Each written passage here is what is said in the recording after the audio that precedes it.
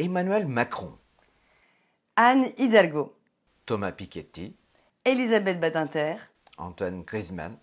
Christine Aron. Mais qu'est-ce que ces gens ont de commun, dis-moi?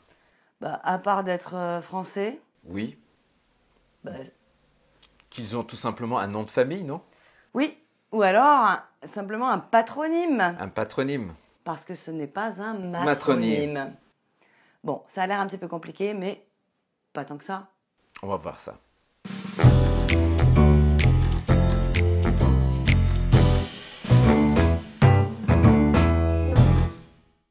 En France, Oui. chacun a un nom qui lui est transmis par l'un de ses parents. Et selon les coutumes, selon la loi en vigueur dans notre pays, évidemment. C'est le nom de famille. Oui, tel qu'on le connaît. Et d'ailleurs, dans la plupart des pays, ce nom est transmis par le père. On dira, pour simplifier, que nous sommes dans un système patrilinéaire, même si ce n'est pas tout à fait le cas. Ceci dit, d'autres systèmes existent, enfin des exceptions si on peut dire à cette règle. Oui, il y a le système patrilinéaire, il y a encore d'autres systèmes qui sont ambilinéaires, etc. etc. Et puis, culturellement, dans certains pays, comme le Pays basque par exemple, en l'absence d'héritier mâle, le nom de la maison se transmet par la mère. C'est ça. Et si on prend le Luxembourg, par exemple, si le fils qui hérite du bien de sa mère va prendre également son nom. Et puis, il y a d'autres pays où le nom de famille n'existe pas. La Birmanie. Exactement. Ou chez les Indiens d'Hopi, le nom d'appartenance est transmis par la mère. Donc c'est pour ça qu'on parlait de société matrilinéaire, etc. Il y a plein de systèmes qui peuvent être plus ou moins complexes en fonction des cultures. Et puis il y a l'Espagne, le Portugal.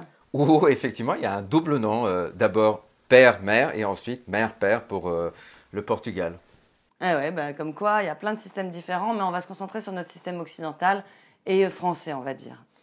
Les premiers noms de famille apparaissent vers... Le Xe siècle. C'est ça, c'est ça. Avant, chacun avait un prénom et parfois accolé à un surnom, Pierre le Forgeron par exemple. Voilà. Parce que vu que les gens se sont multipliés, on a eu de plus en plus d'homonymes et il a fallu poser des surnoms pour pouvoir différencier les gens. Oui, quand tu entres dans un bistrot, tu dis Pierre, il y en a 50 qui se retournent. C'est ça, d'autant plus que l'Église imposait de plutôt prendre les noms de saints, donc du coup ça se multipliait beaucoup. Et donc on a commencé à imposer le nom de famille et les registres de l'Église à les noter. Oui, exactement. Ouais. Et puis on a la Révolution française qui va arriver. Oui, qui imposera à tous les citoyens un nom de famille invariable. Voilà, à partir de 1794. Donc au cours du XXe siècle, on peut voir qu'il y a quand même des avancées dans l'égalité femmes-hommes et que la transmission du nom du père va être la seule inégalité qui va perdurer au cours du XXe siècle et XXIe siècle, le début du XXIe siècle va avoir une petite inflexion. On a la loi de 1972 qui fait déjà un début de cette évolution. Exactement, qui permet à un enfant né hors mariage de prendre le nom du parent, enfin qui le reconnaît en premier. Et puis ensuite, on a la loi de 2002 qui fait encore évoluer les choses et qui nous permet de choisir le nom, c'est-à-dire ou le nom du père ou le nom de la mère, ou les deux. Voilà, tout simplement. Enfin, tout simplement, peut-être pas, puisque lors du vote de la loi, le Sénat a refusé.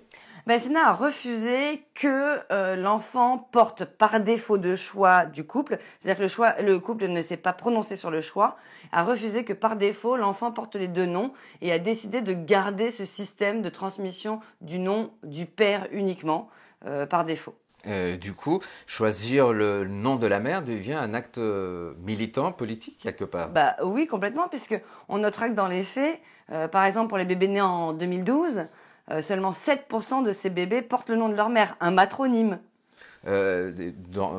Parmi ces cas, il faut, je pense, extraire les cas où l'enfant a été justement né hors mariage. Donc je pense que l'acte par lequel la mère a dit c'est mon nom qu'il portera est très très réduit. Complètement. On est complètement d'accord. Et puis on pourra noter aussi l'exemple des couples homosexuels qui en majorité, eux, qui sont de même sexe vont choisir les 2 noms à transmettre.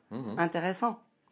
Donc on peut constater que les traditions ont la tradition à la vie dure. Pourquoi? On sait quelque chose là-dessus? Bah oui, alors malgré la loi de 2002, on voit qu'on persiste à donner aux enfants le patronyme, et on peut voir que par exemple ces persistances, les raisons de cette persistance peuvent être imputées au fait que le père a toujours été le chef de famille.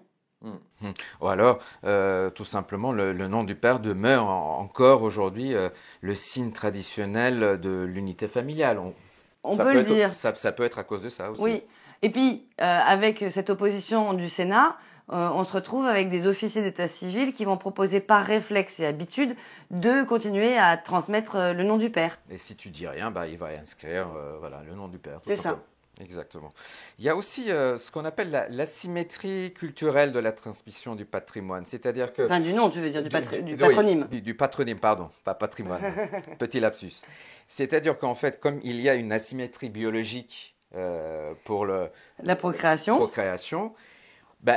on va créer une autre asymétrie culturellement pour compenser en fait, voilà. Cette asymétrie. Du coup, comme on est sûr que la mère c'est la mère, on va donner le nom du père à l'enfant, comme ça il va se sentir aussi le père de cet enfant. Effectivement. Et puis, on peut se rendre compte que suivre la tradition, ça permet de pas choisir un camp. On évite de choisir entre son père et sa mère ou entre ses grands-parents, puisque quand on passe à la 2e génération, ça devient un peu plus compliqué. Il y a aussi le fait que le matronyme a souvent été associé à un défaut de filiation paternelle, comme les enfants donc, qui n'ont pas été reconnus, dont on ne connaît pas vraiment. C'est ça, ce qu'on appellera un petit peu les bâtards, mais ça n'existe plus et Dieu merci. Enfin, voilà. La République, merci.